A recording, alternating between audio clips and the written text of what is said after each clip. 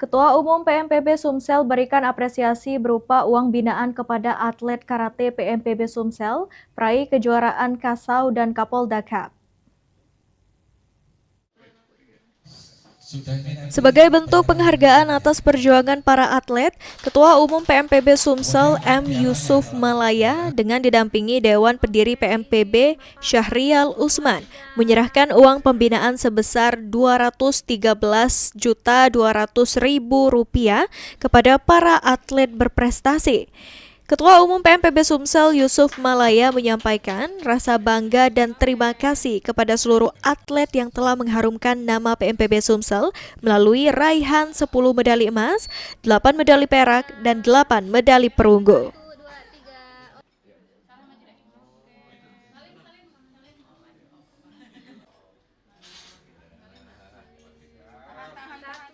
Saya selaku Ketua Umum PMB Sumatera Selatan memberikan uang pembinaan dan alhamdulillah kami merasa bangga dan merasa berterima kasih karena seluruh atlet daripada Karateka ini semangat, dan juga saya ucapkan terima kasih kepada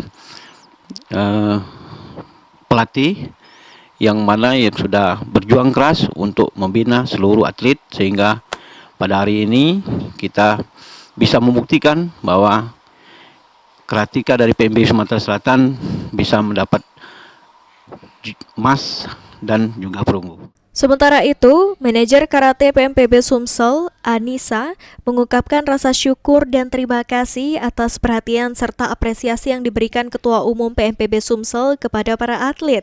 Ia menilai penghargaan tersebut menjadi bentuk kepedulian organisasi dalam mendukung pembinaan olahraga, khususnya karate.